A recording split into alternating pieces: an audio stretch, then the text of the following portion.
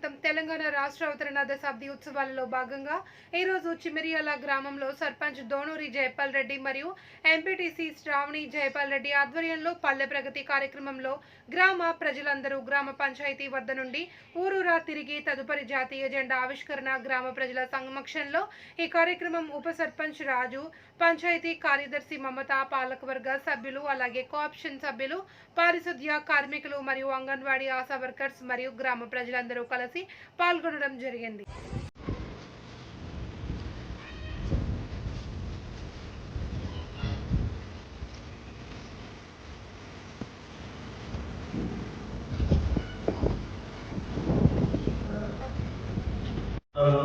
అట్లా పోతుంటే short phone పోతుంటే మీకు దగ్గర వచ్చిన మన ఆపకం చెప్పి రోడ్ ఫోటోలకు అసలు కంపల్సరీలో మన పాటలో కూడా ఆ సర్పంచ్ ఇంద్రసేనతో పాటు కంపల్సరీ ఆలోచిస్తే మనకు కూడా స్టార్ట్ ఉంటుందని. సో అలా మన మండలం తరఫున మేము మా 2 గ్రామాలు తీసుకున్నాం. వాళ్ళకి ఇంకొక 25-30 వెబ్సైట్లు ఉన్నాయి. సో మనకు మాత్రం యాజ్ పర్ రికార్డ్స్ ప్రకారం ఇంకొకటి అవకాశం ఉంది. ఆ ఒకటి రేషన్ కార్డు ఉన్నట్టు ఇస్తారు.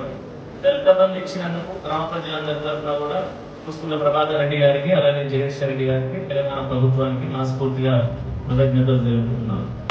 లక్షలు ఏమవుతున్నాయి, మనకు 31 లక్షలు ఉంది. 30,50,000 వరకు మన దగ్గర అమౌంట్ ఉన్నట్టే, కాకపోతే ప్రొసీడింగ్ రాలే.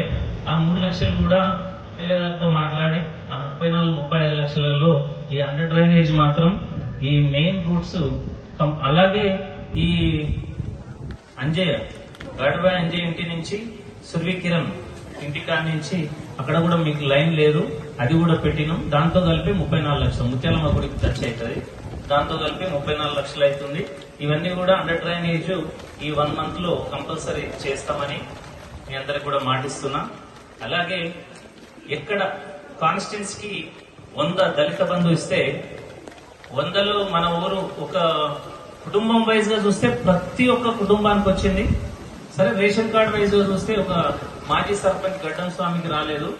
ఆ గడ్డం స్వామికి కూడా ఈసారి వస్తుంది కంపల్సరీ. దళిత బంధు ప్రకటించిన దాంట్లో లిస్టులో ఆయన పేరు ఫస్ట్ ఉంటది. మీరు ప్రభుత్వం ఏదైనా సంక్షేమ పథకాలు పెడితే మనం, ఎందుకంటే అన్నిట్లలో ఏదైనా పని అప్పచెప్తే ముందు చేస్తున్నాం. ముందే మనం రిపోర్టు ఎంపీడీఓ గారు కానీ, పైన డిఆర్డీఓ గారు కానీ, కలెక్టర్ దాకా, అలాగే ఎమ్మెల్యే దాకా వెళ్తుంది. కాబట్టి ఏ పథకం వచ్చినా కూడా ఫస్ట్ మనకి ఇవ్వాలని, దళిత బంధు పథకం వచ్చినప్పుడు కూడా నా ఊరికి ఇచ్చినాకనే మిగతా వాళ్ళకి ఇవ్వాలి అని.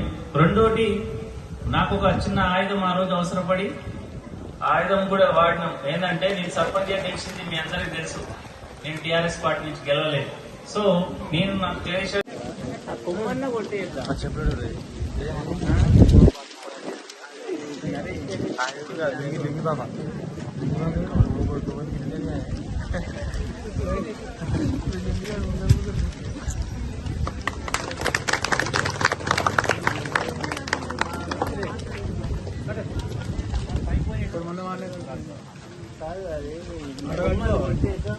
కొంచెం బైక్ ఉంది.